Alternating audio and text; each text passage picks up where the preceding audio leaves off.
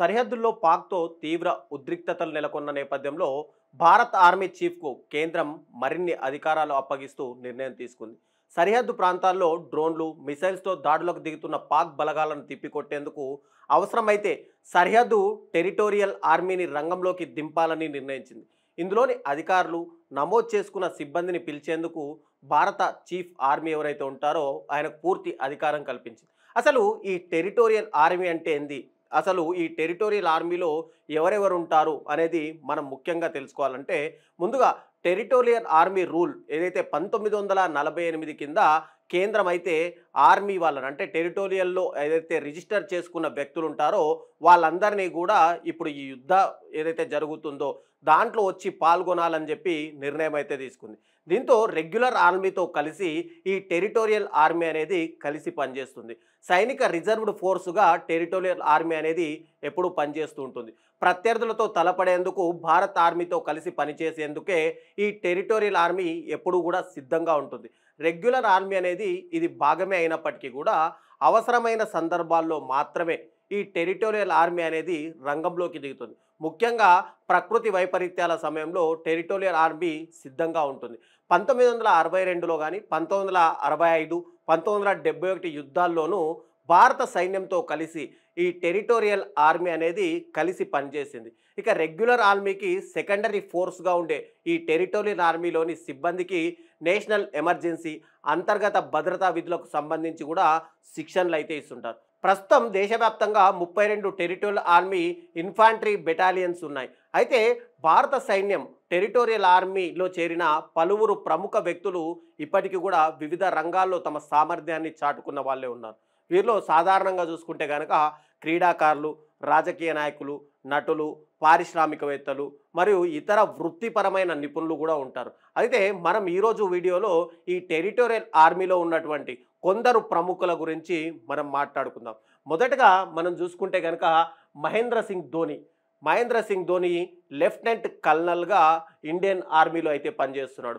2011లో MS ధోనికి ఈ lieutenant colonel అంటే మానద అనే ఒక పోస్టుని కూడా క్రియేట్ చేసి అయితే ఇచ్చారు. అయితే 106వ టెరిటోరియల్ బెటాలియన్కి సంబంధించి అంటే పారామిలిటరీ రెజిమెంట్ ఇతను వర్క్ చేస్తున్నారు ఎంఎస్ ధోని.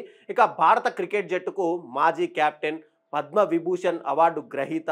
అతను పారా ట్రూపర్ శిక్షణ పూర్తి చేసి సైనికులతో కలిసి వాలీబాల్ ఆడడం కానీ, జాతీయ పతాకాన్ని ఆవిష్కరించడం వంటి కార్యక్రమాల్లో గతంలో పాల్గొన్నాడు. అయితే ఇప్పుడు ఎమర్జెన్సీ సిచ్యువేషన్ ఉండడం వల్ల కూడా ఎంఎస్ ధోని ఖచ్చితంగా ఆర్మీ ఏదైతే ఇప్పుడు యుద్ధ వాతావరణం కొనసాగుతుందో దాంట్లో వచ్చి తన సేవలు ఖచ్చితంగా ఇక్కడ వినియోగించుకోవాలి అని చెప్పి ఆర్మీ చీఫ్కి అయితే చెప్పారు. ఇప్పటికే ఈ టెరిటోరియల్ ఆర్మీలో ఉన్నటువంటి ప్రముఖులు, నటులు ఎవరైతే ఉన్నారో వాళ్ళందరికీ కూడా ఇమ్మీడియట్గా వచ్చి విధుల్లో చేరాలని చెప్పి కూడా ఆర్మీ చీఫ్ నుంచి ఒక సర్క్యులర్ కూడా పాస్ అయింది. దీంట్లో రెండవ వ్యక్తి చూసుకుంటే కనుక ద గాడ్ అనుకుంటాం, క్రికెట్ గాడ్గా మనం చెప్పుకునే సచిన్ టెండూల్కర్ కూడా ఇందులో ఉన్నారు. ఇతనికి గ్రూప్ కెప్టెన్ అంటే మానద భారత వైమానిక దళానికి సంబంధించిన ఒక పోస్టు కూడా సచిన్ టెండూల్కర్కి ఇచ్చారు. 2010లో సచిన్ టెండూల్కర్ గ్రూప్ కెప్టెన్గా ఇక్కడ ప్రమోట్ అయితే అయ్యారు. ఇక క్రికెట్ దిగ్గజంగా మాస్టర్ బ్లాస్టర్గా పిలువబడే సచిన్ వైమానిక దళంలో నేపథ్యం లేని తొలి వ్యక్తిగా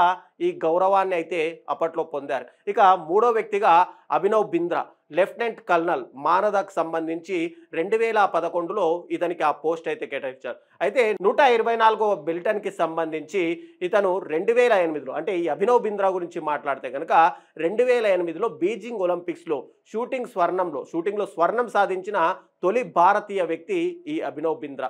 అర్జున అవార్డు కానీ, రాజీవ్ గాంధీ ఖేల్ రత్న అవార్డులకు కూడా ఈ అభినవ్ బింద్రా అయితే తీసుకున్నాడు. తర్వాత మనందరికీ తెలుసు 1983 వరల్డ్ కప్ ఇండియాకు రావడానికి ముఖ్య భూమిక పోషించిన దాంట్లో కపిల్ దేవ్ ఒకరు. కపిల్ దేవ్ క్యాప్టెన్సీలోనే ఇండియా అప్పుడు వరల్డ్ కప్ అయితే సాధించింది. అయితే కపిల్ దేవ్ కూడా ఇప్పుడు లెఫ్టినెంట్ కల్నల్ మానద హోదాలో అయితే ఉన్నాడు. 2008లో కపిల్ దేవ్కి ఈ పోస్ట్ అయితే ప్రమోట్ చేశారు. ఇక 1983లో మనం మాట్లాడుకున్నట్టు వరల్డ్ కప్ విజేతకు భారత జట్టు కెప్టెన్గా, హర్యానా హరికేన్కి ప్రసిద్ధి చెందిన వ్యక్తిగా ఇక్కడ కపిల్ దేవ్ని అయితే చెప్పొచ్చు. తర్వాత సచిన్ పైలట్ గురించి మనందరికీ తెలిసిన విషయమే. రాజకీయాల్లో సచిన్ పైలట్ ఎంతగా ప్రాముఖ్యత పొందారో కూడా మనకు తెలుసు. అయితే సచిన్ పైలట్కి లెఫ్టినెంట్ హోదా అయితే ఇచ్చారు. 2013లో సచిన్ పైలట్ ఆర్మీలో అయితే జాయిన్ అయ్యారు. ఇక 124వ బెటాలియన్కి సంబంధించి సిక్ బెటాలియన్కి సంబంధించి ఇక్కడ కల్నల్గా అయితే పనిచేస్తున్నారు, లెఫ్టినెంట్ కల్నల్గా. ఇక రాజస్థాన్ మాజీ ఉప ముఖ్యమంత్రిగా, కాంగ్రెస్ నాయకుడిగా, ప్రిలిమినరీ ఇంటర్వ్యూ బోర్డు పిఐబి మరియు సర్వీసెస్ సెలక్షన్ బోర్డు ఎస్ఎస్పి ద్వారా ఎంపికైన తొలి కేంద్ర మంత్రిగా కూడా సచిన్ పైలట్ అయితే ఉన్నారు. తర్వాత మనందరికీ తెలిసిన విషయమే, సినిమాలలో మోహన్ లాల్కి ఎంత క్రేజ్ ఉందో.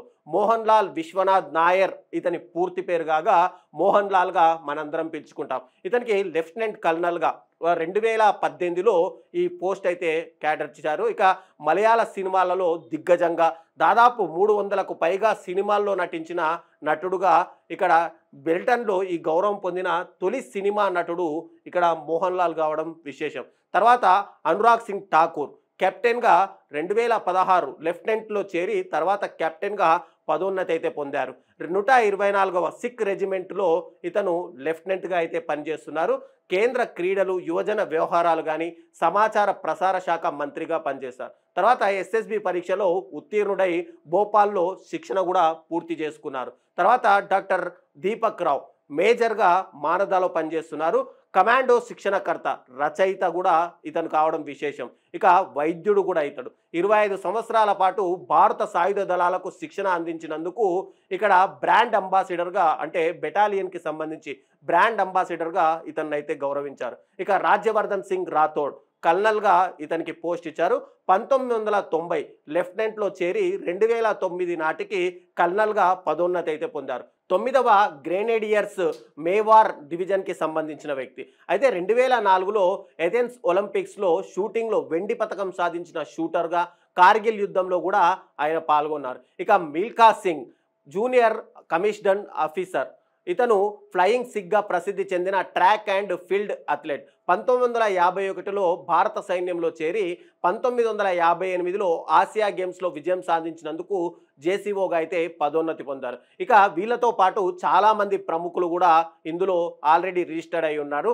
అయితే ఇది బ్రిగేడియర్ కేపీ సింగ్ దేవ్ మాజీ కేంద్ర మంత్రి, కెప్టెన్ రావ్ బీరేందర్ సింగ్ హర్యానా మాజీ ముఖ్యమంత్రి, సుబీర్ రాహా ఓఎన్జీసీ మాజీ chairman, brigadier retired doctor Kapil Mohan Meakin breweries managing డైరెక్టర్గా, పద్మశ్రీ అవార్డు గ్రహీతగా కూడా ఈయన అందరికీ మనకు తెలుసు.